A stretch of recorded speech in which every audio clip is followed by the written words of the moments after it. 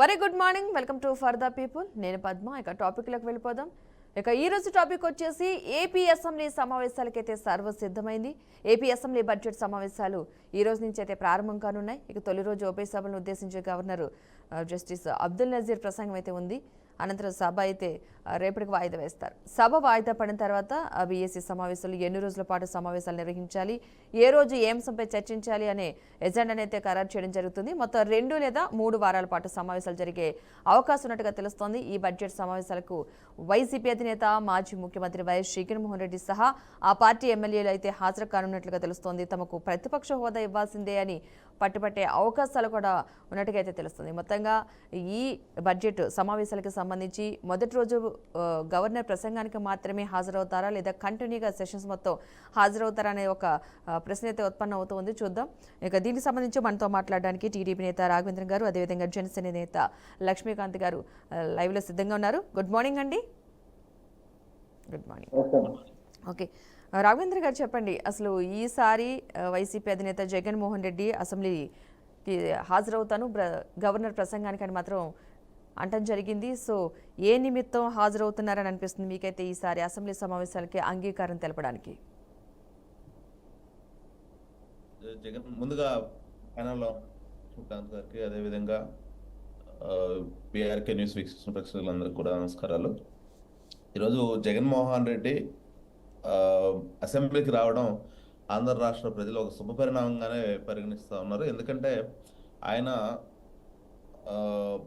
Intention ఏదైనా సరే, అంటే ఆయన వెనకాల ఉండుండొచ్చు. ఎందుకంటే నేను కంటిన్యూగా 60 రోజులు అసెంబ్లీకి వెళ్ళకపోతే నా సభ్యత్వం క్యాన్సిల్ అవుతుంది, ఎమ్మెల్యేగా ఉండే అర్హత కూడా నేను కోల్పోతానని, అదేవిధంగా ఆయనకు కానీ ఆయన 11 మంది ఆయన క్రికెట్ టీం ఏదైతే ఉందో వాళ్ళకు కూడా ఆయన అనిపించి ఉండొచ్చు, అందువల్ల వాళ్ళు వస్తుండొచ్చు. కానీ అయితే ఈయన అసెంబ్లీకి వచ్చి ఏదైతే ప్రజా సమస్యల గురించి గతంలో కంటే కూడా, గతంలో ఏం చేశాడు, ఇంతకుముందు ఎప్పుడు కూడా అసెంబ్లీకి ఏదో డే 1 వచ్చాడు, ఏదో ప్రమాణ స్వీకారం చేసేసి వెళ్ళిపోయాడు.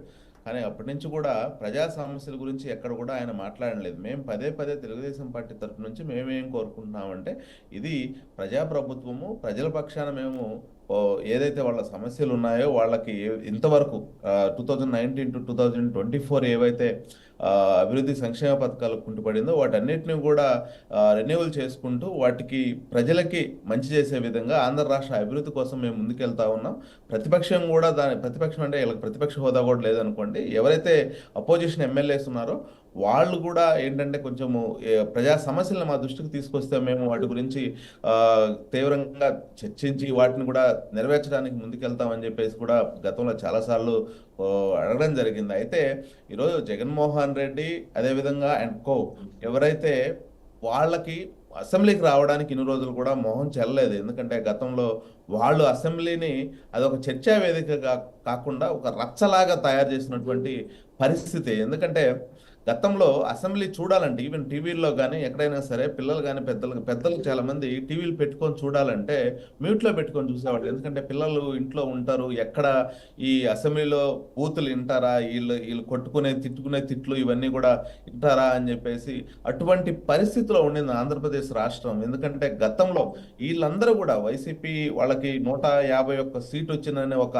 అహంభావం కావచ్చు, ఇంకా మమ్మల్ని ఎవరో ఏమీ చేయలేరు, వీళ్ళని ప్రతిపక్షంలో ఉన్నటువంటి ఆ రోజు పార్టీ చంద్రబాబు నాయుడు గారు కానివ్వండి, అదేవిధంగా టీడీపీ ఎమ్మెల్యేలు కానీ నోటికి వచ్చినట్టు దురుసుగా మాట్లాడడం, బూతులు మాట్లాడడం, అదేవిధంగా ఎవరైనా ఏదైనా సమస్యలు లేవనెత్తితే వాళ్ళ గొంతు అక్కడే నొక్కినటువంటి పరిస్థితిలో కొంతమంది ఎమ్మెల్యేలు మరీ పరుషజాలం వాడినటువంటి పరిస్థితి ఆ రోజు మనం అసెంబ్లీ సెషన్స్లో చూసాం.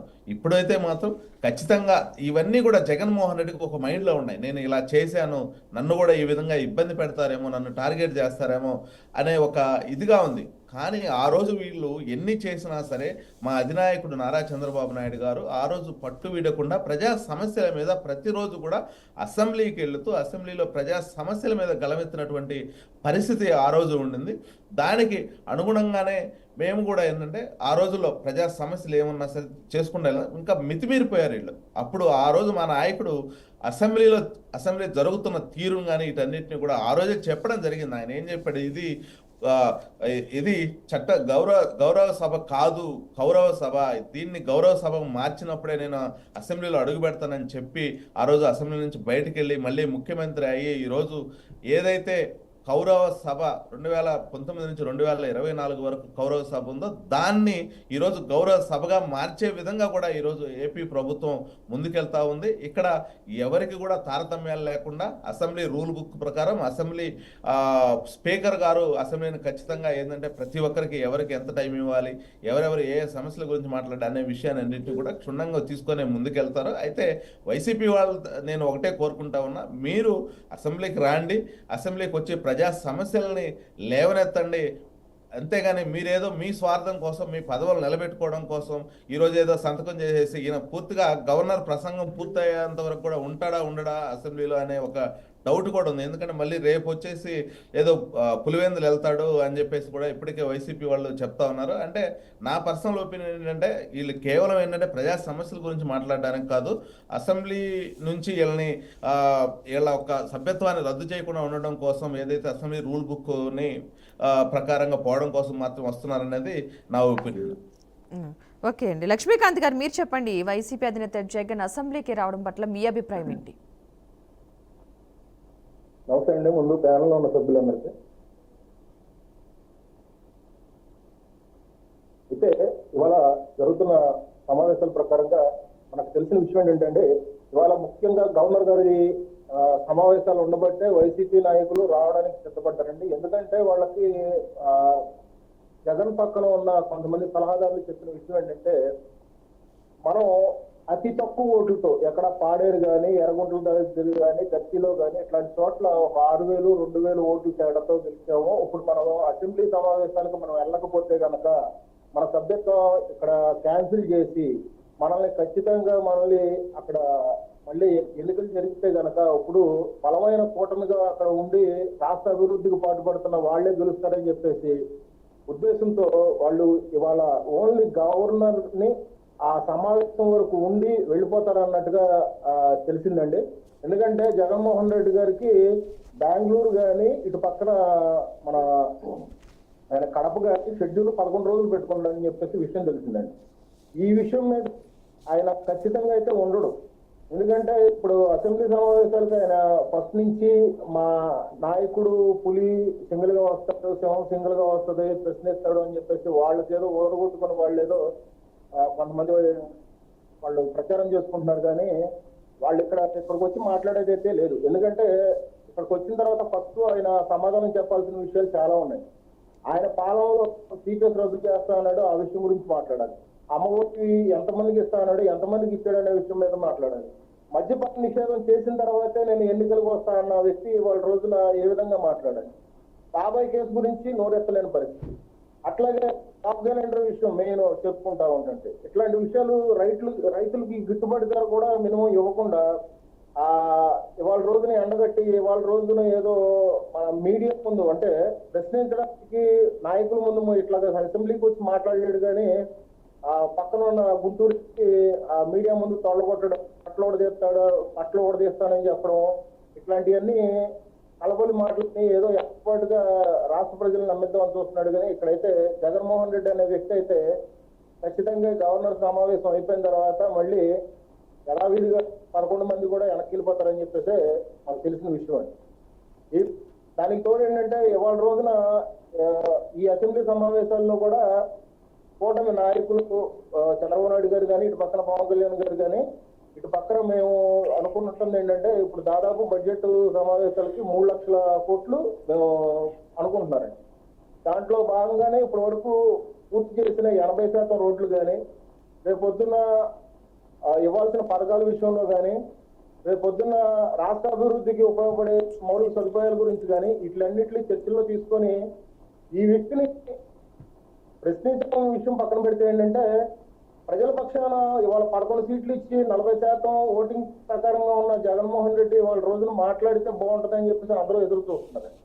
కానీ ఆ మనిషి వ్యక్తిత్వం ఏంటంటే మాట్లాడితే చెంటపిల్లడు ఏదో పాలు కోసం ఏడిచినట్టుగా మాకు 11 సీట్లు వచ్చినాయి, మాకు ప్రతిపక్ష హోదా ఇస్తేనే మేము ఉంటాం అన్నట్టుగా మాట్లాడుతున్నాడు. కానీ ఖచ్చితంగా నిలబడి ప్రజల పక్షాన మాట్లాడాలంటే ఆయన సమస్యల గురించి గట్టిగా నిలబడాలి కదమ్మా. ఆ విషయం, ఆ జ్ఞానం ఆయనకి లేదు. అందుకనే ఇవాళ రోజున గవర్నర్ సమావేశం అయిపోయిన తర్వాత వెళ్ళిపోతాడనే విషయం మా తెలిసిన విషయం అయితే అది తెలిసిందమ్మా. ఓకే ఓకే రాఘవేంద్ర గారు, మీరు చెప్పండి. అసెంబ్లీకి తను కూడా వస్తే ఒకవేళ తనకు అవమానం జరుగుతుందేమో అన్న భయంతోనే ఒకరోజు ఉండి వెళ్ళిపోయే అవకాశం ఉంది అంటున్నారు. అంటే నిజంగా అలా అవమానం జరిగే అవకాశం లేదంటారా? ఆయన అవమానించాల్సిన అవసరం మాకేంటమ్మా.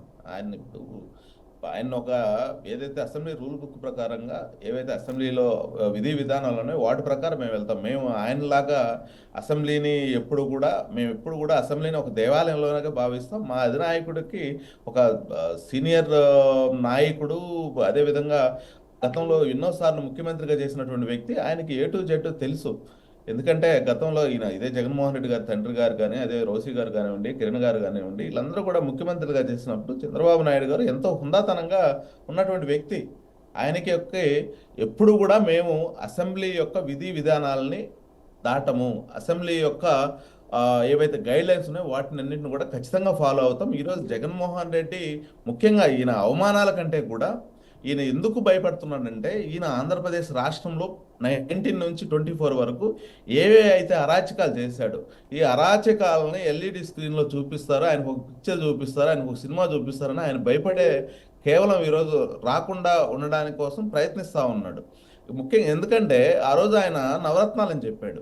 నవరత్నాల్లో కేవలం ఆయనకే ఆయన సొంత ప్రజలను కొట్టుకుంటూ ఉంటాడు. ఎందుకంటే ప్రజల్ని ఒక రకంగా మనం చూసినట్లయితే ఎటువంటి ఆదాయం సృష్టించకుండా, రాష్ట్రానికి ఎటువంటి ఆదాయం సృష్టించకుండా ప్రజలకి ఎక్కడికక్కడ ప్రతి నెల కూడా ఎంతో కొంత డబ్బులు పంచడం వల్ల ఆంధ్రప్రదేశ్ రాష్ట్రం కొన్ని లక్షల కోట్ల రూపాయలకు అప్పులోకి వెళ్ళింది. ఎందుకంటే ఆయన ప్రభుత్వం దిగిపోతూ 2019 నుంచి 24 వరకు ఏదైతే జగన్మోహన్ రెడ్డి అధికారంలో దిగిపోతూ ఆయన ఆంధ్రప్రదేశ్ రాష్ట్రానికి దాదాపు ఫీజు రియంబర్స్మెంట్ 324 కోట్ల 3,254 కోట్ల రూపాయలు అప్పులు పెట్టి వెళ్ళాడు. అదేవిధంగా హాస్టల్ ఫీజులు కానివ్వండి, హాస్టల్ ఫీజులు, అదేవిధంగా చెక్కీలు, ఎగ్స్కి సంబంధించండి, మన బీసీ హాస్టల్ స్పాట్ కిట్కి ఇస్తాం కదా, అది 266 కోట్ల రూపాయలు బకాయిలు పెట్టిపోయాడు. వసతి దీవెన విద్యార్థులకు ఇస్తా అన్నది ఏదైతే ఉందో అది ఒక 963 కోట్ల రూపాయలు బకాయిలు పెట్టిపోయాడు. ఆరోగ్యశ్రీ కింద 280 కోట్ల రూపాయలు బకాయిలు పెట్టాడు. రెవెన్యూ బకాయిలు 1,670 కోట్ల రూపాయలు పెట్టాడు.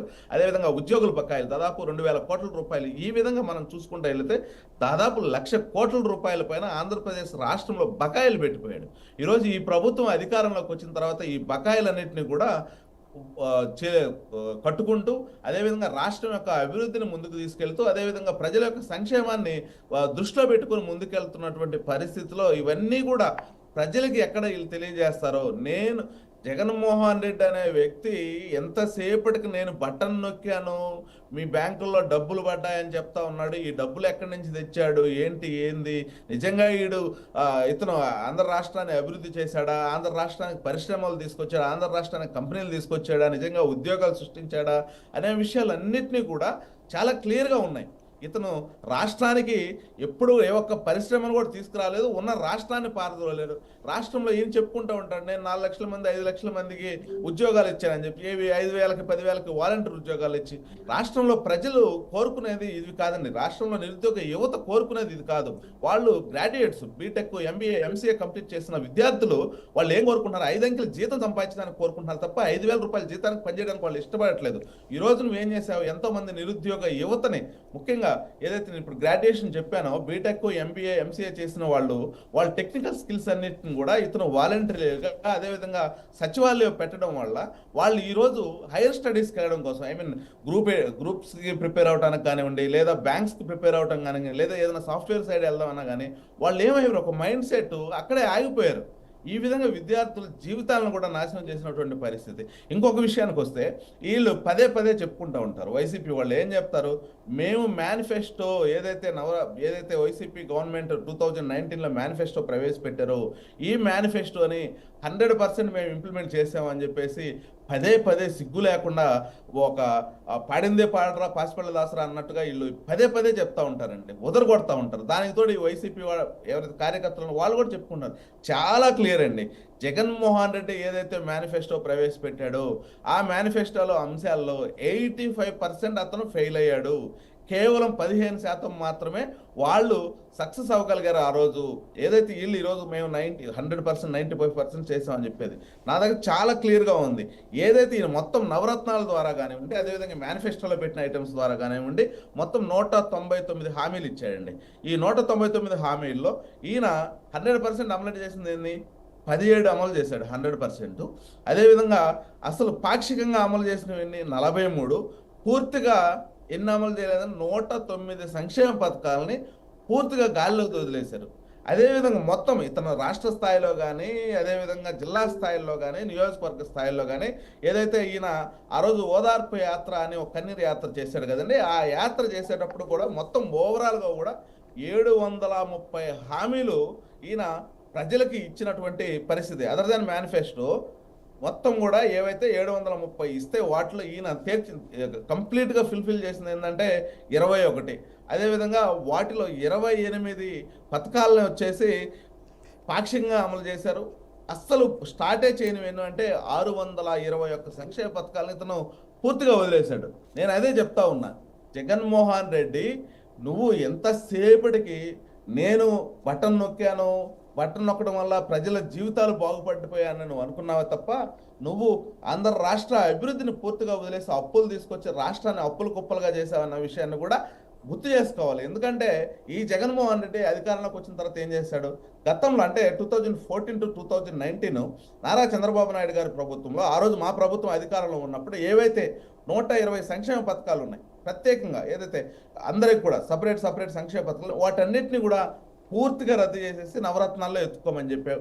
అదేవిధంగా బీసీ, ఎస్సీ, ఎస్టీ మైనార్టీలకు సంబంధించి ఆ రోజు సప్లాన్ నిధులు ఉన్నాయి, 1,14,00,00,000 రూపాయలు, వాటన్నిటిని కూడా దారి మళ్లించినటువంటి పరిస్థితి. అదేవిధంగా 2,30,000 మంది ఉద్యోగాలపై భర్తీ చేస్తా అని చెప్పేసి మాట ఇచ్చావు, వాటిని వాలంటీర్లలో ఎత్తుకోమని చెప్పేసి మడం తిప్పించావు. అదేవిధంగా అంగన్వాడీల జీవితాలు బాగుపరుస్తా అన్నావు, వాళ్ళని 43 రోజులు రోడ్ల మీద ధర్నాలు చేసే విధంగా చేసావు. అదేవిధంగా మద్యపాన నిషేధం చేస్తా అని చెప్పావు. మరి సిగ్గుసేటు మద్యపాన నిషేధం చేస్తా అన్నావు. మద్యపాన నిషేధానికి ఒక కార్పొరేషన్ ఏర్పాటు చేసి దానికి ఒక చైర్మన్ నియమించి అతనికి ప్రతి నెల 4.5 లక్షలు ఇచ్చి నువ్వేం చేసావు? మద్యాన్ని అడ్డం పెట్టుకొని రాష్ట్రంలో వ్యాపారం చేస్తూ ఆ మద్యం షాపులకి ఎవరిని కాపలా పెట్టావు? పదే స్కూల్స్లో మద్యం తాగొద్దు, ఆరోగ్యానికి హానికరం అని చెప్పే టీచర్లని నువ్వు మద్యం షాపుల దగ్గర కాపలా పెట్టేసి మద్యం అమ్మించినటువంటి పరిస్థితి. అదేవిధంగా విద్యుత్ ఛార్జీలు పెంచాలని హామీ ఇచ్చావు, ఆ రోజు పెంచావు. టీచర్లకు సంబంధించి సిపిఎస్ రద్దు కానివ్వండి, ఇవన్నీ కూడా ఈరోజు ఈ ప్రభుత్వం చాలా కట్టుబడి ఉందండి. ఇవన్నీ కూడా జగన్మోహన్ రెడ్డి ఏవైతే రాష్ట్ర ప్రజలను మోసం చేశాడు, రాష్ట్ర సంక్షేమాన్ని తుంగలో చెక్కాడు, రాష్ట్ర అభివృద్ధిని పూర్తిగా కుంటిపరిచినటువంటి పరిస్థితి, ఇవన్నీ కూడా 1 by 1 బయటకు వస్తాయని చెప్పేసి ఈరోజు జగన్మోహన్ రెడ్డి కేవలం ఒక మేకపోతు గాంభీర్యం ప్రదర్శిస్తే నేను ధైర్యంగా ఉన్నాను, నా పార్టీ వెరీ స్ట్రాంగ్గా ఉంది, నేను అసెంబ్లీకి వెళ్ళి మాట్లాడాలి, ఏదో ప్రజల పక్షాన మాట్లాడాలని చెప్పేసి ఆయన మాట్లాడుతున్నాడు తప్ప ఈరోజు వెరీ క్లియర్, ఆయన కేవలం ఆయన పార్టీలో ఉండే కార్యకర్తలకి ఒక భరోసా ఇవ్వడం కోసం, ఒక నమ్మకాన్ని ఇవ్వడం కోసం ఆయన మాట్లాడుతున్నాడు. అసెంబ్లీకి కూడా ఆయన పదవి కాపాడుకోవడానికి వస్తున్నాడు తప్ప నిజంగా ప్రజల మీద ప్రేమ అంటే కాదు, రాష్ట్ర అభివృద్ధి మీద అభిమానం ఉండో లేకపోతే రాష్ట్ర అభివృద్ధిని కాంక్షలు అయితే రావట్లేదు. ఓకే అండి, మనతో పాటు రాజకీయ విశ్లేషకులు విజ్డమ్ చౌదరి గారు కూడా యాడ్ అవుతున్నారు. గుడ్ మార్నింగ్ అండి. నమస్తే అండి. ఓకే, ఈరోజు అసెంబ్లీ సమావేశం ఎలా ఉండే అవకాశం ఉందనుకోవచ్చు? ఎందుకంటే మాజీ ముఖ్యమంత్రి వైసీపీ అధినేత జగన్మోహన్ రెడ్డి రావడానికి అంగీకరించారు గవర్నర్ ప్రసంగానికి సంబంధించి అయితే. సో ఎలా ఉండే అవకాశం ఉందనుకోవచ్చు అంటారు? గతలో జరిగినటువంటి సంఘటనలు, జగన్మోహన్ రెడ్డి గారి యొక్క ప్రవర్తన కనుక మనం పరిశీలించినట్టయితే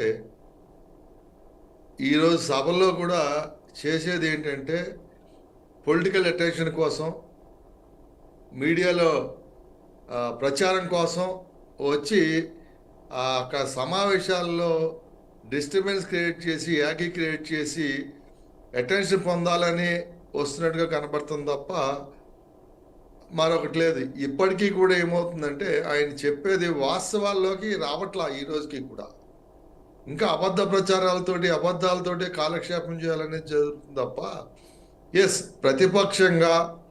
ప్రతిపక్ష నాయకుడు హోదా ఎలాగ రాకపోయినా ప్రతిపక్షంగా ఈవెన్ మీకు ఒక సంఘటన గుర్తు చేస్తా. ఢిల్లీ లెవెల్లో రాజీవ్ గాంధీ ప్రధానమంత్రి అన్నప్పుడు ఏ పార్టీ కూడా ప్రతిపక్ష హోదా రాలా. ఆ రోజు ఐఎస్ సీట్లు లోక్దళ్ పార్టీ, చరణ్ సింగ్ గారి పార్టీ, సెకండ్ ప్లేస్లో టీడీపీ ఉన్నాయి ఆ రోజున. ఎవరికి ప్రతిపక్ష హోదా రాలా, కానీ ప్రతిపక్షంగా వాళ్ళ యొక్క వాయిస్ని అక్కడ ఇవ్వటం జరిగింది, ప్రజలకు యొక్క సమస్యల్ని తెలియజేయడం జరిగింది. కానీ ఈవేళ ఏంటంటే ప్రతిపక్షంగా ప్రజల వాయిస్, ఎస్ ఈ ప్రభుత్వంలో కూడా ప్రజలకు ఇబ్బందులు లేవా అంటే ఉంటాయి, ఖచ్చితంగా ఉంటాయి. ఏ ప్రభుత్వం కూడా 100% ప్రతిదీ అందించే పరిస్థితి ఉండవు. ఆ యొక్క స్కీమ్స్ అందించేటప్పుడు కూడా కొన్ని సమస్యలు టైంకి వాళ్ళకి అందుబాటులోకి రాకపోవటం, ఇంకొకటో ఏదైనా కానీ ఉన్నప్పుడు దాన్ని సరిచేసే విధంగా ప్రతిపక్షంగా సూచనలు చేస్తే బాగానే ఉంటుంది. అది ప్రతిపక్ష పాత్ర కూడా. మీకు 78-83 కాలంలో కనుక ఒకసారి గుర్తు చేస్తే మరి వెంకయ్యనాయుడు గారు కానీ, జైపాల్ రెడ్డి గారు కానీ, ఓంకార్ గారు కానీ, మరి రాజేశ్వరరావు గారు కానీ, వీళ్ళందరూ ప్రతిపక్షంలో ఉండి ప్రజల వాయిస్ వినిపించేవారు. ఆ రోజు ముఖ్యమంత్రులు అధికార పక్షం వాళ్ళకన్నా కూడా ఈ ప్రతిపక్షం వాళ్ళకి భయపడేవాళ్ళు. భయపడటం అంటే వాళ్ళు ఏదో చేస్తారని కాదు, ప్రజా సమస్యల మీద చెప్పేటప్పుడు ప్రజల్లో మనం పోగలమా, ఎట్లా ఫేస్ చేయాలి అనే పద్ధతిలో ప్రతిపక్ష వాయిస్ ఉండేది.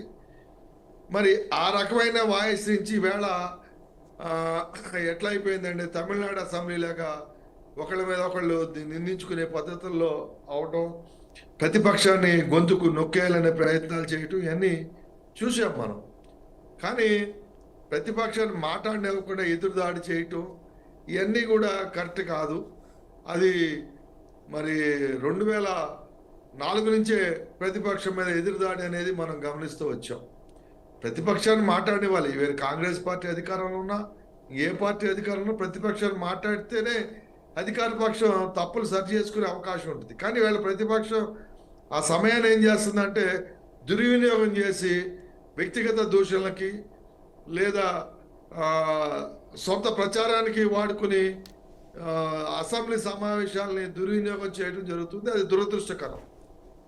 ఇప్పుడైనా కానీ మరి ఆయన ఈ మధ్య ఏదైతే మిర్చి ఆట విషయంలో కానీ ఇంకా మిగతా విషయాల్లో ఏదైతే ప్రజల్లో సమస్యల మీద వచ్చినామని చెప్పి ఏదైతే ఆరోపణలు చేస్తూ ఉన్నారో దాన్ని చూసిన తర్వాత వీళ్ళ అసెంబ్లీలో దానికి విరుద్ధంగా ఆయన ప్రవర్తన ఉంటుందని మనం ఆశించాలని నేను కోరుకోవట్లేదు. అదే పద్ధతిలో ఉంటుందనేది నేను భావిస్తూ ఉన్నాను. కానీ నేను మాత్రం ప్రతిపక్షానికి ముఖ్యంగా చూసి ఏంటంటే ప్రజల సమస్యలు చెప్పండి, ప్రజలకి పరిష్కారం కలగజేయండి. అంతేకాకుండా గతంలో కూడా ప్రతిపక్షం అనేక విమర్శలు, ఇదే తెలుగుదేశం పార్టీ మరి వైఎస్ఆర్ కాంగ్రెస్ పార్టీ అధికారం ఉన్నప్పుడు ప్రజల సమస్యల మీద అనేక విషయాలు చెప్పినప్పటికీ కూడా దాని పరిష్కారానికి ఏ రకంగా చేయకపోగా ఏదో దాడి చేయడం జరిగింది. ఈవేళ మళ్ళా అటు దానికి సంబంధించి ఒక సంఘటన ఏంటంటే మరి మిర్చి విషయంలో కూడా మిర్చి ఆడి మీద మేమేదో చేసి తెప్పించామన్నారు. నువ్వు చేస్తే ఏమి రాదు, దానికి అధికార పక్షంలో ఉన్న వాళ్ళు ఎట్లా ఉండాలని వీళ్ళ కూటమి ప్రభుత్వం చూపించింది. దానికి వాళ్ళు పోయి కేంద్ర మంత్రులు వాళ్ళని మాట్లాడి మిర్చి రేటు పెంచడానికి కానీ ఏదైతే ప్రయత్నాలు చేశారో అటువంటి ప్రయత్నాలు గత 2019-24 మధ్యలో ఏనాడైనా మరి వైఎస్ఆర్ కాంగ్రెస్ పార్టీ అధికారంలో ఉండగా చేశారా అనేది వాళ్ళు ఆత్మవిమర్శ చేసుకోవాలి. చేసుకోకుండా మేము చేసాం కాబట్టి వచ్చిందనేది ఈ రకంగా జబ్బుచ్చుకునే మాటలు మాట్లాడటం మూలంగా ప్రజల్లో మైలేజ్ వస్తుందనుకుంటే మరి 2024 ఎన్నికలే దానికి సమాధానంగా వాళ్ళు తీసుకోవాలి. అంతేకాకుండా తాటి చెట్టు ఎందుకు ఎక్కేవాళ్ళు దూడ మెతకన్న విధంగా మాట్లాడటం మూలంగా ప్రజలు కూడా ఏ రకంగా కూడా దాన్ని ఏది నమ్మరు. ప్రజలకు కూడా ఇవాళ ఏంటంటే వాళ్ళు చాలా తెలివిగా ఆలోచిస్తూ ఉన్నారు. మరి అంత అయితే లోకల్ ప్రభావాల్లో ఎన్నికల్లో రకరకాలుగా ఉంటాయి. ఉన్నప్పుడు ఏమవుతుందంటే జరిగేటప్పుడు కొన్ని అంశాల మూలంగా రిజల్ట్ కొన్ని ఆధారపడి ఉంటాయి. అట్లా కొన్ని విషయాల్లో లోకల్ ఎమ్మెల్యే ప్రాబల్యాలు కానీ అక్కడ ఉండేటువంటి ప్రజల్లో మమేకమై తిరగటం కానీ ఈ సంఘటనల మూలంగా కొన్ని సీట్లు మీరు గెలిచొచ్చు. కానీ అది పారామీటర్ కాదు. ఏదైతే మ్యాండేట్ ఎప్పుడు మరి కాంగ్రెస్ ఓడిపోయిన సీట్లో కూడా ఇవాళ ఓడిపోయే పరిస్థితి వచ్చారంటే ప్రజల మ్యాండేటు. అదేవిధంగా మరి ఆ రోజు ప్రతిపక్షాలు ఉన్నటువంటి కూటమి అంటే ప్రతిపక్షాలు ప్రధానంగా తెలుగుదేశం, జనసేన, బీజేపీ ఏకమయ్యి మరి కూటమిగా ఏర్పడటం మూలంగా ఏదైతే ప్రతిపక్ష ఓట్లు చీలిపోకుండా సంఘటన అవటం మూలంగా మరి ఆ ఎన్నికకు కూడా మార్గం సుగమమైంది. సో ఆ విధంగా వెళ్ళేటప్పుడు దాన్ని ఎదుర్కోవటం అనేది మరి ప్రజల నుంచి మద్దతు కూడగట్టాలి తప్ప చీప్ టాక్టిక్స్ గతంలో చేసినట్టుగా. ఎందుకంటే ఒకసారి ప్రతిపక్షంలో మీరు చేసినటువంటి చేష్టలు నమ్మారు జనాలు, నమ్మారు. 2019లో మీకు అధికారం కట్టగట్టారు. అయితే మళ్ళీ ఇప్పుడు నమ్ముతారని మీరు భావించకండి. ఎందుకంటే మీరు అధికారంలోకి వచ్చిన తర్వాత ప్రజలకు చెప్పింది ఒకటి, మీరు చేసింది ఒకటి, వాగ్దానాలు నిలబెచ్చకపోవడం తప్ప గతంలో ఉన్నటువంటి ఇంతకుముందు మిత్రుడు రాఘవేంద్ర గారు చెప్పినట్టుగా అనేక రాయితీలు రద్దు చేసి నవరత్నాల పేరు చెప్పి చాలా సంక్షేమ పథకాలని రద్దు చేశారు. గతంలో ఏనాడు కూడా 2019 ముందు తెలుగుదేశం కానీ కాంగ్రెస్ కానీ ఏ పార్టీ అధికారంలోకి వచ్చినా అంతకుముందు ప్రభుత్వం ఇచ్చిన ఏ రాయితీని కూడా రద్దు చేయలేదు. వాటిని కొనసాగిస్తూనే కొత్త సంక్షేమ పథకాలని ప్రజలకు అందుబాటులో తీసుకొచ్చారు. సో ఆ విధంగా చేయకుండా మరి పాత పథకాలు రద్దు చేయటం మూలంగాను, అదేవిధంగా అధికార దుర్వినియోగం, అణిచివేత సాచివేత విధానాల మూలంగా ప్రజల్లో అంత పెద్ద ఎత్తున వ్యతిరేకత వచ్చిందనేది ఇప్పటికైనా కూడా గమనంలో తీసుకోవాలి. తీసుకోకపోయినట్టయితే ఇంకా వాళ్ళని ఎవరు రక్షిస్తారని నేనైతే భావించట్లేదు. కాబట్టి ఇప్పుడైనా కూడా విజ్ఞతతో ఆలోచించేయాలి. ఆలోచించి మరి ఆ పంత మార్చుకుంటే మంచిదని నేను సూచన చేయగలను తప్ప మరి అంతకు మించి వాళ్ళకి మనం చెప్పగలిగింది ఏం లేదు. కానీ ఇప్పుడు అనేక సమస్యలు ఉన్నాయి. ఆ సమస్యల మీద ఇప్పుడు ఈ యొక్క 7 నెలలు 6 నెలల్లో ఈ యొక్క ప్రభుత్వంలో కేంద్రం నుంచి సఖ్యత్వం మూలంగా ఎన్ని తెచ్చుకోవచ్చు అనేది ఇవాళ స్పష్టంగా తెలియజేశారు.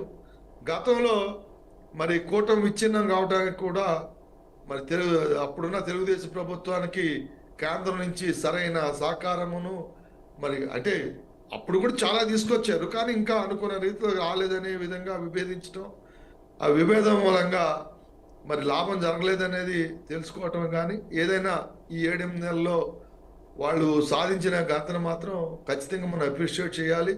ఈవేళ రాష్ట్రం అప్పుల కుప్పగా ఉండి మరి రోజువారీ దానికి కూడా జీతాలు కూడా పే చేయలేని పరిస్థితి, ఇంకా స్కీములు ఇంప్లిమెంట్ చేయడం దేవుడెరుగు అన్నట్టుగా చేసి మరి ఆ ఉన్న పరిస్థితిలో రాష్ట్రాన్ని ముందుకు తీసుకెళ్లాలంటే సామాన్యమైన విషయం ఏం కాదు. అది వాస్తవం. అది చాలా కొంతమంది ఏమనొచ్చు అంటే నువ్వు మరి మీరు చేస్తా ఉన్నారు కదా అని ఇప్పుడు ఎందుకు మాట్లాడుతారంటే వాస్తవ పరిస్థితి చెప్తారు, దాంట్లో తప్పేం లేదు. చెప్పి దాన్ని ఎట్లా అధిగమించాలనే దానికే 7 నెలల్లో కేంద్ర ప్రభుత్వ సఖ్యతతో ఏమేమి తీసుకొచ్చారో కూడా వాళ్ళు చేసి చూపించారు. గతంలో మిగతా అన్ని కూడా చేయడానికి Rome was not built in a day అన్నట్టుగా, not built in a day అన్నట్టుగా మరి ఈరోజు అస్తవ్యస్తమైనటువంటి పరిపాలనలో గాడిలో పెట్టాలంటే సాధ్యమైన పని కాదు. ఈవెన్ కూటమిలో కూడా 60% మ్యాండేట్తో వచ్చినప్పుడు ప్రజల్లో అనేకమైన ఆశలు ఉంటాయి. ఆశలు నెరవేర్చట్లేదు అనేది కొంత అసంతృప్తి కూడా దారితీస్తుంది. కానీ దాన్ని ఆ యొక్క క్యాడర్కి ఈ 3 పార్టీలు కూడా చెప్పుకోవాల్సిన అవసరం కూడా ఉంటుంది. లేనట్టయితే మరి మెల్లగా అది ప్రజా వ్యతిరేకంగా మారే ప్రమాదం కూడా ఉంటుంది. అయితే ఇంకోటి ఏంటంటే నేను కూటమిలో ఉన్నటువంటి మద్దతుదారులు కానీ నాయకులు కానీ చెప్పేది ఏంటంటే గతంలో జగన్మోహన్ రెడ్డి గారు అధికార దుర్వినియోగం చేసి ఏదైతే తప్పుడు కేసులు పెట్టి హరిజనుల మీదే ఎస్సీ ఎస్టీ అట్రాసిటీల కేసుల సంఘటనలు ఎన్నో చూసాం మనం. అనిత ఆమె స్వయంగా మరి దళిత వర్గాన్ని చెప్పింది, ఆమె మీద కూడా ఎస్సీ ఎస్టీ కేసులు పెట్టారు. అట్లా అనేక మంది మీద ఏదైతే తప్పుడు పనులు చేశారో, అదే దుర్మార్గం పరిపాలన చేశారో దాని మీద చట్టపరంగా వెళ్ళాలి తప్ప వాళ్ళు చేసినట్టుగానే మనం చేయాలి అనే ఏదైతే వాళ్ళ మద్దతుదారులో ఆలోచన ఉందో అది మాత్రం సరైనది కాదు. మీరు సమన్వయం పాటించాలి, మీ క్యాడర్ కూడా చెప్పుకోవాలి. చాలామంది ఆవేశంగా దాని మీద సోషల్ మీడియాలో కూడా అనేక వ్యాఖ్యలు కూడా చూస్తూ ఉన్నాము. మీరు అధికారాన్ని గత ప్రభుత్వం దుర్వినియోగం చేసిందని చెప్పి అదే తప్ప మీరు చేయమని కోరుకోవడం కూడా సరైనది కాదు. గత ప్రభుత్వం తప్పు చేసింది కాబట్టి ప్రజలు మీకు మ్యాండేట్ ఇచ్చారు. మీరు ఆ తప్పులు చేయకండి. చేయకుండా మరి ఏదైనా కానీ చట్టపరంగా ఇప్పుడు కేసు కట్టాలంటే దానికి సంబంధించి ఆధారాలు కావాలి. మరి సహేతుమైనటువంటి ఆధారాలతో చేసి విచారణ అనేది జరుగుతుంది. అంతే తప్ప ఏదైతే అచ్చెన్నాయుడు గారి నుంచి మొదలుపెట్టి అంకం రావు అనేటువంటి సీనియర్ జర్నలిస్ట్ వరకు లేదా రంగనాయకం గారు వారి వరకు కూడా సోషల్ మీడియా సంబంధించి కానీ అర్ధరాత్రి పూట పోయి అరెస్టులు ఇది కరెక్ట్ కాదు. అంతేకాకుండా రంగనాయకం గారి యొక్క శంకర విలాస్ని దౌర్జన్యంగా ఆక్యుపై చేసుకోవటం ఇవన్నీ చూసాం. కానీ ఈ ప్రభుత్వంలో అటువంటి చర్యలకి ఎవరు చేయకుండా చూసుకోవాలి. బాధ్యత కూడా అధికారంలో ఉన్నటువంటి ప్రభుత్వానికి ఉంది. మరి ఏదైతే ప్రజల్లో అరే ఈ ప్రభుత్వం ఉంటే మన ఆస్తులు మనకు ఉండవు, మనకు సెక్యూరిటీ లేదు ఉండదు అనేది అయితే భావించారో ఆ భావన మళ్ళా ఈ ప్రభుత్వం మీద రాకుండా చూసుకోవాల్సినటువంటి చాలా బాధ్యత ఉంది. సో అన్ని దృష్టిలో పెట్టుకుని ముందుకెళ్ళవలసిన అవసరం ఉంది. అదే కాకుండా అధికారులు కూడా ఇప్పుడు మనం ఫైబర్ నెట్ దాని మీద చూస్తున్నాము. దాని మీద వివాదం కూడా బాగా రాచుకుంది. అయినప్పటికీ కూడా మరి అధికారంలో ఉన్నప్పుడు దాని మీద చర్యలు తీసుకోవటంలో కూడా మరి ఎందుకు తాత్సారం చేస్తారనే దాని మీద కూడా ఖచ్చితంగా నేను ప్రభుత్వం ఆ దిశగా ప్రయాణం చేస్తుందని నేను భావిస్తూ ఉన్నాను. అయితే అది తక్షణం చర్యలు తీసుకోలేదన్నటువంటి ఒకటిని గతంలో తప్పుడు పనులు చేసిన అధికారులకు కూడా ఈవేళ పత్రం ఇస్తారంటే మరి అధికారంలో ఉన్నప్పుడు వాళ్ళు సస్పెండ్ డిస్మిస్ చేయకపోతే అధికారంలో ఉన్నప్పుడు ఖచ్చితంగా వాళ్ళకి ఏదో బాధ్యత. ఓకే ఏమండి? ఓకే ఓకే అండి, ఇప్పుడు ఒక స్మాల్ బ్రేక్ తీసుకుని మనం కంటిన్యూ చేద్దాం. ఇప్పుడు ఒక స్మాల్ బ్రేక్ తీసుకుందాం. Stay tune. Welcome back. ఇక వైసీపీ నేత లక్ష్మణ్ గారు కూడా యాడ్ అయ్యారు మనతో. లక్ష్మణ్ గారు గుడ్ మార్నింగ్ అండి. Good morning. ఓకే, ఇప్పుడు ఈ అసెంబ్లీకి సంబంధించి అసెంబ్లీ సమావేశాలకి వైసీపీ అధినేత జగన్ వస్తున్నారంటే అనర్హత భయంతోనే వస్తున్నారు, ఎక్కడ డిస్క్వాలిఫై అవుతారో ఆ భయంతోనే వస్తున్నారని చెప్పేసి అంటున్నారు. మరి మీరేమంటారు దానికి సంబంధించి? పద్మ గారు, మీకు బీఆర్కే ఛానల్ వీక్షకులకి యాజమాన్యానికి హృదయపూర్వక నమస్కారం. పద్మ గారు, ఇది అందరికీ తెలిసిందే, రాజ్యాంగబద్ధంగా అసెంబ్లీలో కానీ లోక్సభలో కానీ 60 రోజుల్లో ఎప్పుడైనా మనం అడుగు పెట్టచ్చు. 60 రోజులు దాటి కానీ మనం అడుగు పెడితే డిస్క్వాలిఫై అవుతాం. ఇది అందరికీ తెలుస్తుంది. ఇలా అధికారంలోకి వచ్చి ఈ 7-8 నెలల్లో ఎన్ని రోజులు అసెంబ్లీ సెషన్ పెట్టారని? ఎన్ని రోజులు నడిచింది? ఇప్పుడు వర్షాకాల సమావేశాలు అయినాయి, శీతాకాల సమావేశాలు అవుతున్నాయి. ఈ వర్షాకాల సమావేశాలు శీతాకాల సమావేశాల్లో ఎన్ని రోజులు అయింది? ఒక 20 రోజులు అయ్యి ఉంటాయా? అంటే 20 రోజులకే జగన్మోహన్ రెడ్డి మీద మీరు వెయిటేజ్ చేస్తారా? జనాల్ని బ్లేమ్ జనాలకి తెలియదు, చదువుకోలేని కొంతమంది జనాలు ఉంటారు, వాళ్ళని నమ్మచ్చు. మనం ఏదో మనకున్నటువంటి పెయిడ్ ఛానల్ ఏవైతుంటాయి, ఎల్లో మీడియా ఛానల్లో విషయం చిమ్మితే ఎస్ జగన్మోహన్ రెడ్డి గారు భయపడి అసెంబ్లీలోకి అడుగుపెట్టారు. ఎందుకంటే ఆయన డిస్క్వాలిఫై చేస్తారని భయంతో అడుగుపెట్టారు. డిస్క్వాలిఫై చేస్తారని భయంతో అడుగుపెట్టారు. ఆయన డిస్క్వాలిఫైకి ఆయన భయపడతాడా? అవసరమైతే ఉప ఎన్నికలకి వెళ్ళడానికి ఆయన ఎదురు చూస్తాడు, కానీ ఆయన భయపడి ఏమైనా అసెంబ్లీలో అడుగు పెడతాడా? కేవలం ఆయన అడుగు పెట్టింది ప్రజా సంస్థల మీద ప్రశ్నించడానికి, రైతులకి ఇప్పుడు గిట్టుబాటు ధర రావట్లేదు అది ప్రశ్నించడానికి, ఫీజు రియంబర్స్ మీద ప్రశ్నించడానికి, సూపర్ 6 మీద ప్రశ్నించడానికి, గ్రూప్ 2 ఎగ్జామ్స్ ఇప్పుడు జరిగినటువంటి దారుణం మీద ప్రశ్నించడానికి, ఇలాగ రాష్ట్రంలో ఇలాగ ఎక్కడ చూసినా గొంగలు అక్కడ ఉన్నట్టుగా రాష్ట్రం డెవలప్మెంట్ చేస్తాం, రాష్ట్రానికి నిరుద్యోగ సమస్యలు తీరుస్తాం అని హామీలు ఇచ్చి అధికారంలోకి వచ్చినటువంటి కూటమి ప్రభుత్వం అన్ని హామీలు కూడా పక్కన పెట్టి ఈ రోజున జలసాలు చేస్తుంటారు. వాటి మీద ప్రశ్నించడానికి జగన్మోహన్ రెడ్డి గారు అసెంబ్లీకి వస్తూ ఉన్నారు. మొన్నటి వరకు మీరే అన్నారే జగన్మోహన్ రెడ్డి గారు ఎప్పుడు అసెంబ్లీకి వస్తారు, జగన్మోహన్ రెడ్డి గారు మీరు ప్రశ్నించవలసింది ఏదో అసెంబ్లీకి వచ్చి మాట్లాడండి, జగన్మోహన్ రెడ్డి గారు అసెంబ్లీకి రాకుండా భయపడి అక్కడ కూర్చున్నారని మాట్లాడిన పెద్దలు ఈరోజు మీరు నోటికి వస్తే ఏదో ఒకటి మాట్లాడుతారు. అంటే జగన్మోహన్ రెడ్డి గారు వచ్చినా మీకు ప్రాబ్లమే, జగన్మోహన్ రెడ్డి గారు రాబోయినా మీకు ప్రాబ్లమే. జగన్మోహన్ రెడ్డి గారు వస్తే డిస్క్వాలిఫై అయిపోతాడేమో అని భయపడి వచ్చారు. జగన్మోహన్ గారు రాకపోతే జగన్మోహన్ రెడ్డి గారు భయపడుతూ ఉన్నారు, ఆయన అడుగు పెట్టడానికే భయపడుతూ ఉన్నారు, ఆయన ఇంకేం మాట్లాడతారని అంటారు. ఒక నియోజకవర్గంలో ఎమ్మెల్యేగా గెలిచిన వ్యక్తి ప్రజా సమస్యల పైన మాట్లాడరని అంటారు. అంటే మీరు దేనికి ఆ స్టాండ్ అయ్యే స్టిక్ అయ్యి ఉన్నారో మీకు అర్థం కాదు.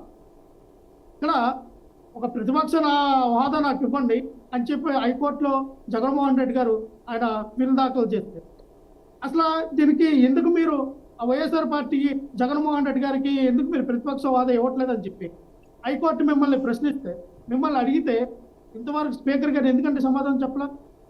ఎందుకంటే మీరు ఆ సమాధానం మరి హైకోర్టుకి సమర్పించలా? అంటే ఒకటే చెప్తాం, మీ వెనకతల తప్పులు తడక మీ వెనకతలు అన్ని కూడా ఉంచుకోండి. ఎదుటోళ్ళ మీద ఏడడం ఎందుకని మీరు చెప్పొచ్చు కదా, అగో ఈ యొక్క కారణాల వల్ల మీ జగన్మోహన్ రెడ్డి గారికి ఆ వైఎస్ఆర్ పార్టీకి మేము ప్రతిపక్ష హోదా కల్పించలేకపోతున్నాం, అందుకే మేము ఇవ్వట్లేదని హైకోర్టుకి మీరు సమాధానం చెప్పొచ్చు కదా. అక్కడేమో దొంగేసాలు, మీరేమో ప్రజలకేమో జగన్మోహన్ రెడ్డి గారు అసెంబ్లీకి రావట్లేదు, మాట్లాడట్లేదు, భయపడుతూ ఉన్నారని ప్రసారం చేయడం అది ముందు క్లియర్ చేయాలి.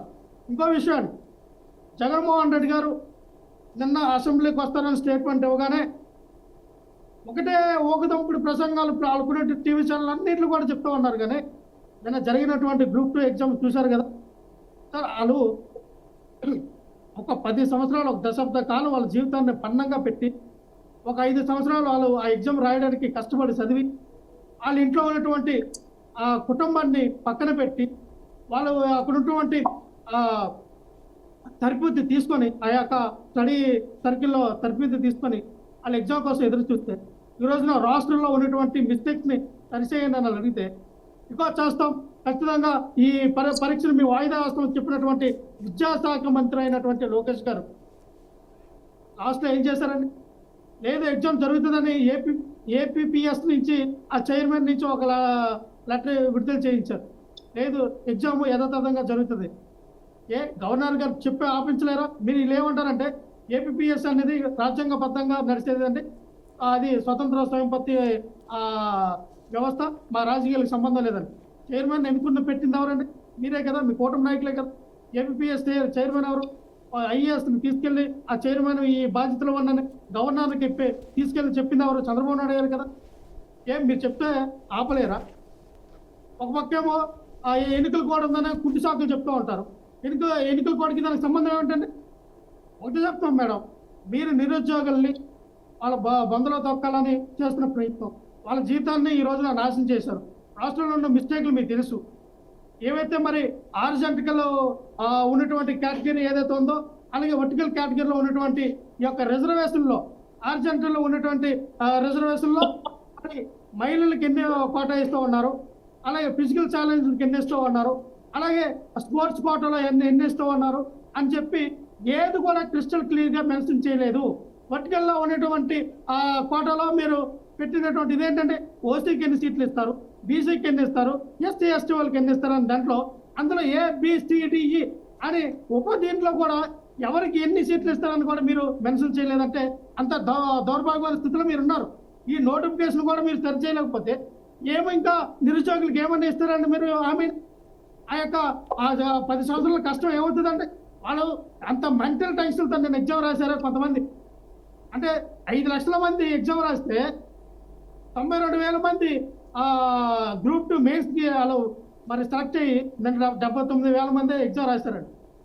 అంటే మీరు ఏ దారుణం వాళ్ళని హింసించిన హఠాత్తుగా అర్ధరాత్రప్పుడు అరెస్టులు చేసి వాళ్ళు ఎవరైతే ఈ గ్రాడ్యుయేట్స్ ఉన్నారో 2 కాలు మోకాల పైన నిలబడి వాళ్ళు ప్రభుత్వాన్ని అర్జించుకున్నారండి. ఇంత దౌర్భాగ్యమైన స్థితికి ఒక చదువుకున్నటువంటి విద్యార్థులు తీసుకొస్తారా?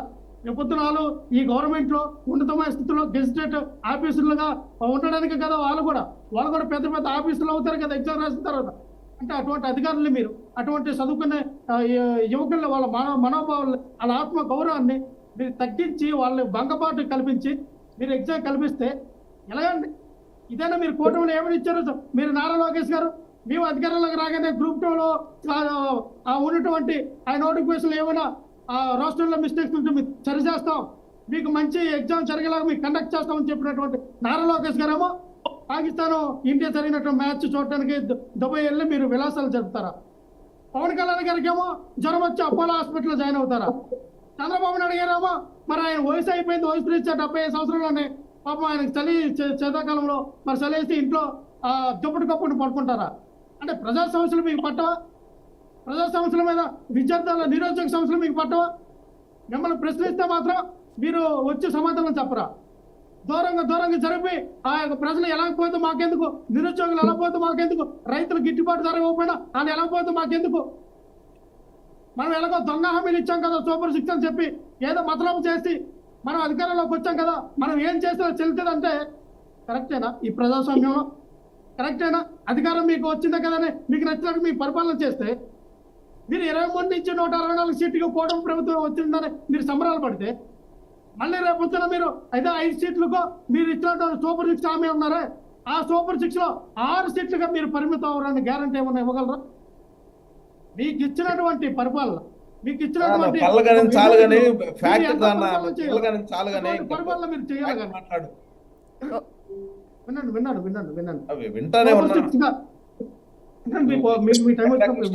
కానీ సబ్జెక్ట్ లోకి రా. సబ్జెక్ట్ అంటే ఎన్ని సబ్జెక్ట్ ఏం మాట్లాడాను? ఏం మాట్లాడుతున్నావు? ఏం మాట్లాడాను సబ్జెక్ట్? మాట్లాడుతున్నావు నీకు లోకేష్ బాబు చెప్పాడు మాట్లాడాను సబ్జెక్ట్ పోస్ట్ పోన్ చేస్తాను నీకు లోకేష్ ఏం మాట్లాడాను? కొంచెము మీరు మీకు ప్రతిపక్ష హోదా ఎలా వస్తుందో కూడా తెలియనటువంటి పరిస్థితుల్లో మీరు ఉన్నారు. ప్రతిపక్ష హోదా ఎలా వస్తుందో తెలియని 1994 కాంగ్రెస్ పార్టీకి పూర్తి మెజారిటీ లేకపోతే ప్రతిపక్షంలో ఉండదు. ఆ విషయం తెలుసుకో. 1994 ఆంధ్రప్రదేశ్ లో 294 టీడీపీకి 216 వస్తే కాంగ్రెస్ ఆ రోజు పీజేఆర్ కు ఫ్లోర్ లీడర్ గా ఉన్నారు. ప్రతిపక్ష నాయకులు మీలాగా నాకు చాక్లెట్ ఇవ్వండి, నాకు ప్రతిపక్షం ఇస్తే వస్తానని ఆడలేదు. అసెంబ్లీ అన్న తర్వాత ఒక చట్టసభల్లో ఒక రూల్ బుక్ ఉంటది, ఆ రూల్ బుక్ ప్రకారం వెళ్ళాలి.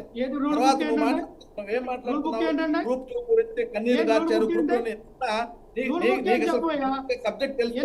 5 లక్షల మంది కాను 72,000 మంది ఉన్నారని చెప్పేసి 92% గ్రూప్ 2 వినవయ్యా. ఒక్క నిమిషం. మీరు రాజ్యాంగం గురించి మాట్లాడుతుంటే రాఘవేంద్ర గారు, లక్ష్మణ్ గారు వేదాలు వల్లిస్తున్నటువంటి పరిస్థితి మీది. రాఘవేంద్ర గారు రాజ్యాంగం గురించి మాట్లాడడం ఉండాలి. మీకు అసలు మీరు రాజ్యాంగం గురించి మీరు మాట్లాడుతున్నారని కొంచెం ఉండాలి. రాజ్యాంగం అనేది తుంగలో తొక్కి రాష్ట్రాన్ని land mafia, sand mafia, wine mafia, mine mafia తయారు చేసిన దౌర్భాగ్యులు మీరు. రాష్ట్రాన్ని సర్వనాశనం చేశారు. ఈ రోజు రాష్ట్రాన్ని సర్వనాశనం చేశారు మీరు. రాష్ట్రాన్ని మాఫియా తయారు చేశారు. రాష్ట్ర అభివృద్ధిని తుంగలో తొక్కేశారు. రాష్ట్ర సంక్షేమాన్ని అన్యాయం చేశారు. ఎక్కడ చూడు దాడులు, దౌర్జన్యాలు, హత్యలు, మహిళలు అన్యాయం అయిపోయారు, యువత అన్యాయం అయిపోయారు. నువ్వు మాట్లాడుతున్నావు.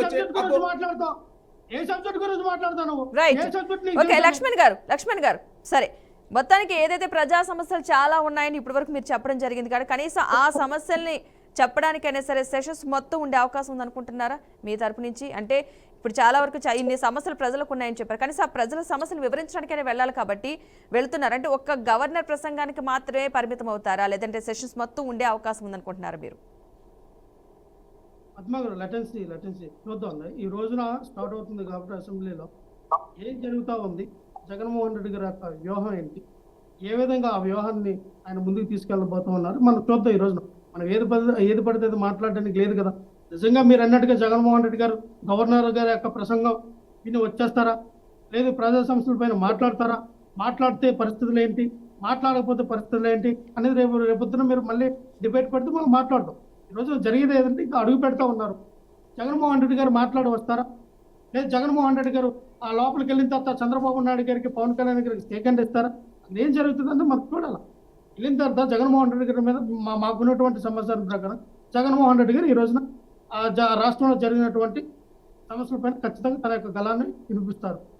అది కూడా జగన్మోహన్ రెడ్డి గారికి ఒక సాధారణమైన ఎమ్మెల్యేకి ఇచ్చిన టైం కన్నా కాస్త ఎక్కువ, ఒక 5 నిమిషాలు 10 నిమిషాలు టైం ఇస్తే ఖచ్చితంగా ఆయన మాట్లాడడానికి ప్రయత్నం చేస్తారు, ఆయన మాట్లాడతారు. లేదా ఒక సాధారణమైన ఎమ్మెల్యేకి ఇచ్చినటువంటి 1 నిమిషం 2 నిమిషాలు టైం ఇస్తే తదుపరి యాక్షన్ ఎలా ఉంటుందని ఆయన కూడా ప్రకటిస్తారు. అందులో ఎటువంటి డౌట్ లేదు. పూర్తిగా జగన్మోహన్ రెడ్డి గారు ఈ రోజున అడుగుపెట్టింది ప్రజా సంస్థలపై ప్రశ్నించడానికి అడుగుపెట్టారు. ఎవరికో భయపడి మాత్రం వెళ్ళలేదు, డిస్క్వాలిఫై అవుతారని దీని మీద అయితే అసలు వెళ్ళలేదు. ఖచ్చితంగా మీరు గమనించాలి. మీకు నచ్చినట్టుగా మీరు ఎలా పడితే అలాగా మాట్లాడి మీ టీవీ ఛానల్ ఎలా పడితే అలాగా జగన్మోహన్ రెడ్డి గారి మీద ట్రోలింగ్ చేస్తే అది జనాలకు వచ్చిన నష్టమే ఉంది, మాకు వచ్చిన నష్టమే ఉందని జనాలు గమనిస్తూ ఉన్నారు కదా. మినిమం ఇంగిత జ్ఞానం, మినిమం నాలెడ్జ్ ఉన్న వ్యక్తులకి ఎవరికైనా తెలుస్తుంది. 60 రోజుల వరకు అసెంబ్లీకి కానీ లోక్సభలకు కానీ మనం వెళ్ళకపోయినా డిస్క్వాలిఫై చేయడానికి ఎవరికి ఆ రైట్స్ లేవు. ఆ స్పీకర్ అనే వ్యక్తికి కానీ ఎవరికి ఆ రైట్స్ ఉండవు. 60 రోజుల్లోపు మనం అడుగు పెట్టకపోతే ఖచ్చితంగా ఆ రైట్స్ అనుకుంటే వాళ్ళ తదుపరి వెళ్తే మిగతావి ఏ రకంగా వెళ్ళాలనేది న్యాయబద్ధంగా వెళ్తారు.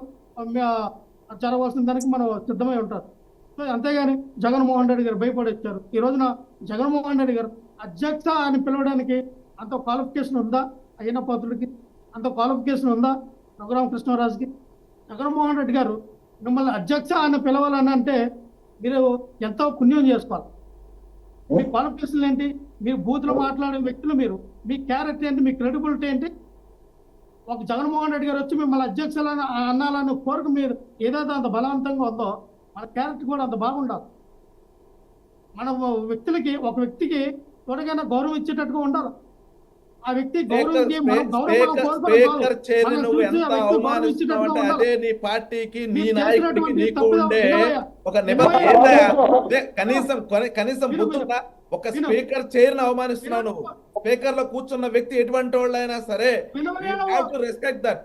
You don't know how to treat the people. You don't know what is the chair. Okay, Lakshman garu ఏంటో నువ్వు మాట్లాడుతున్నావు. ఇలాంటి వాళ్ళతో డిబేట్ లో కూర్చోడానికి కూడా కొంచెం ఇది ఉండాలి.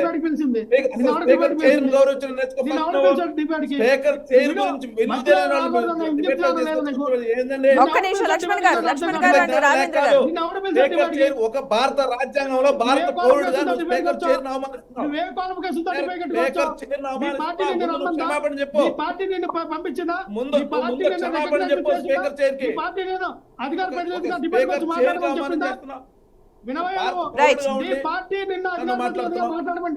చెప్పిందా? నా పార్టీ నేను అధికార ప్రతినిధిని పోయి చూసుకో. నువ్వు మాట్లాడుతున్నావు. స్పీకర్ కి ఎంత రెస్పెక్ట్ ఇవ్వాలో తెలియదు. మళ్ళీ డిబేట్ కి వచ్చి మాట్లాడుతున్నావు. ఇంకా రెస్పెక్ట్ ఇస్తారు. ఏది ఇచ్చాను ఇప్పుడు? ఏమి ఇచ్చాను? జగన్మోహన్ రెడ్డి చేత అర్హత లేదు, వాళ్ళ అర్హత లేదు, వీళ్ళ అర్హత లేదు. ఏం మాట్లాడుతున్నావు? మన ఒక వ్యక్తిని ఆ ఉన్నతమైన స్థితిలో, ఒక స్పీకర్ స్థితిలో కూర్చున్న వ్యక్తుల్ని మనం ఏ క్రెడిబిలిటీ ఉన్న వ్యక్తులు కూర్చోబెట్టామో స్పీకర్లుగా, డిప్యూటీ స్పీకర్ ఏం చేసినట్టు? ఎక్కడికి వెళ్ళింది మీ క్రెడిబిలిటీ? ఎక్కడికి వెళ్ళింది మీ యొక్క లక్ష్మణ్ గారు నువ్వు మాకు గుర్తు చేయాల్సిన అవసరం లేదు. మా క్రెడిబిలిటీ నువ్వు మాకు గుర్తు చేయాల్సిన అవసరం లేదు. మా క్రెడిబిలిటీ మీద మాకు తెలుసు. సభను ఎలా నిర్వహించాలో తెలుసు. ఎవరు ఉండాలో తెలుసు. అన్ని మాకు తెలుసు. మిడిమిడి జ్ఞానంతో ఇక్కడ వచ్చి నువ్వు మాట్లాడుతూ మిడిమిడి జ్ఞానంతో అందరూ కూడా ప్రతిపక్షము, అధికార పక్షము అందరూ కూడా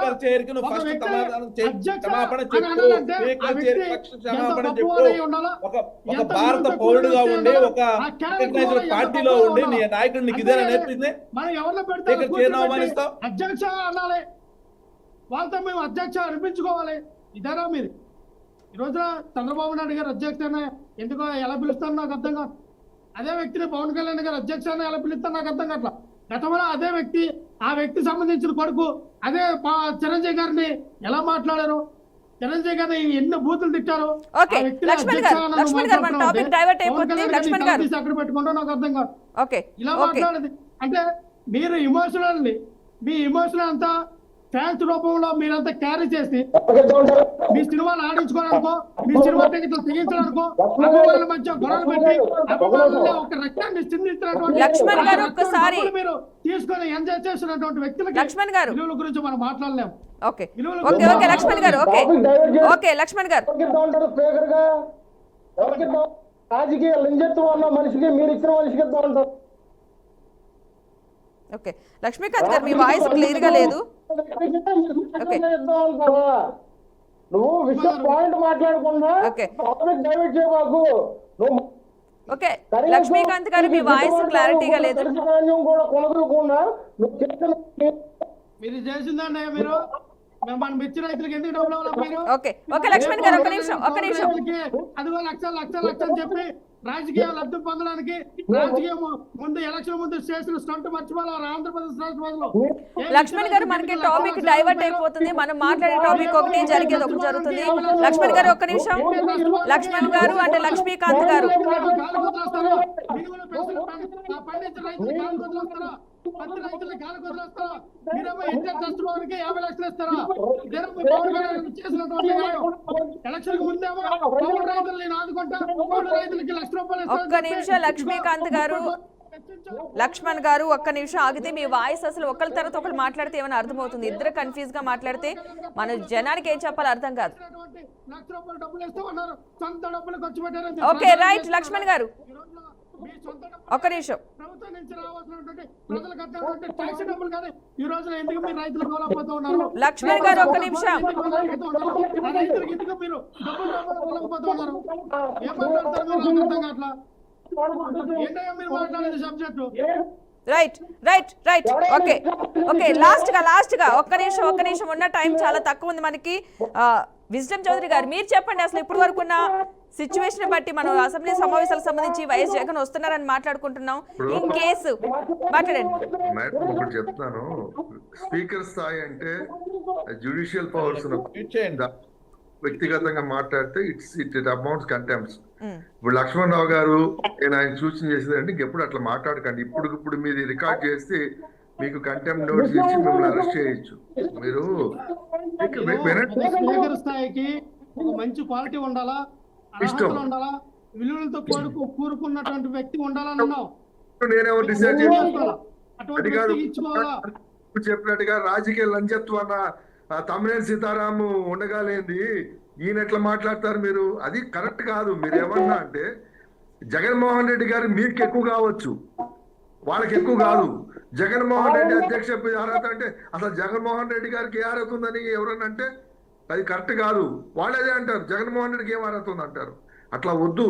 మనం సమస్యల వరకు మాట్లాడదాం, అంతవరకు బాగుంటుంది. కానీ వ్యక్తిగతంగా పోకండి. నేను ఇంతకుముందు మాట్లాడిన దాంట్లో అది చెప్పా, వ్యక్తిగతంగా మానేసేయండి. సమస్యల మీదే మీరు కొన్ని సమస్యలు చెప్పారు, ఏపీపీఎస్సీ ఎగ్జామ్స్ గురించి చెప్పారు, ఇంకోటి చెప్పారు. ఆ సమస్యల వరకు మాట్లాడండి. వ్యక్తిగతంగా అనేది చాలా తప్పది.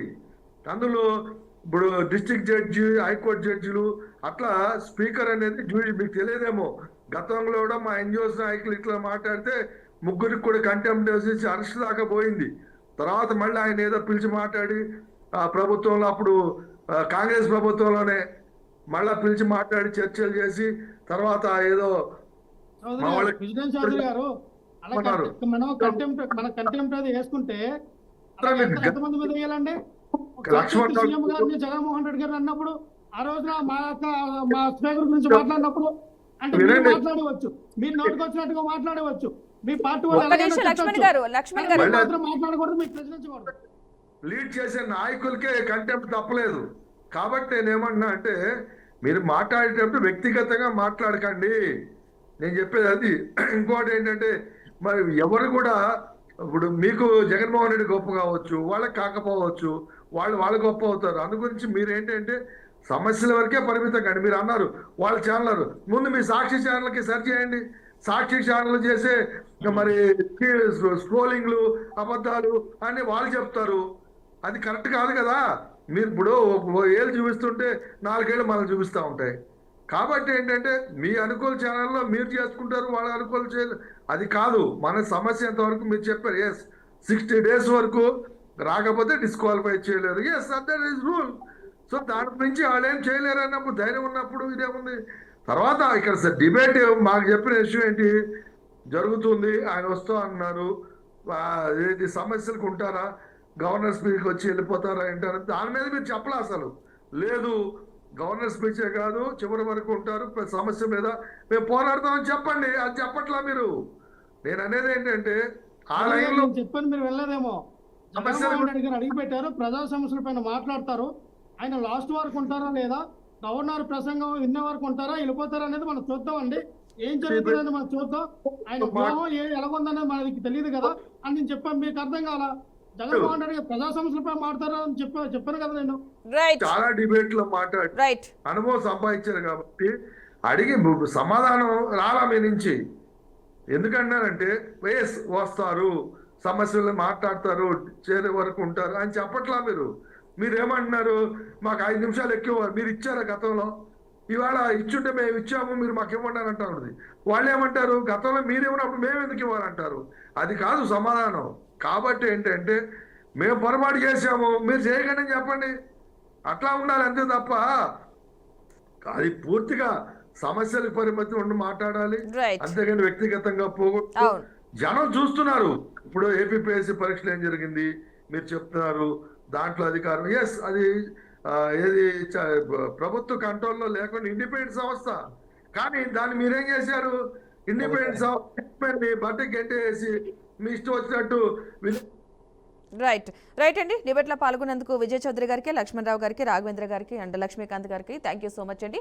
మొత్తంగా ఇవాళ అయితే కనుక ఈ అసెంబ్లీ సమావేశాలకి సంబంధించి వైసీపీ అధినేత వైఎస్ జగన్ అయితే హాజరవుతున్న నేపథ్యంలో ఒక గవర్నర్ ప్రసంగానికి మాత్రమే పరిమితం అవుతారా లేదా సెషన్స్ మొత్తం కూడా కంటిన్యూ అయ్యి ప్రజా సమస్యలపై పోరాటం చేస్తారా అన్న విషయం అయితే ఒక ఉత్కంఠ రేపుతుంది. చూద్దాం మరి కాసేపట్లో ప్రారంభం కానున్న నేపథ్యంలో ఎలాంటి సిచ్యువేషన్ ఉండబోతుంది అసెంబ్లీ సమావేశాలకు సంబంధించి వేచి చూద్దాం. ఇది వాళ్ళ for the people special debate. Keep watching BRK news Telugu సత్తా.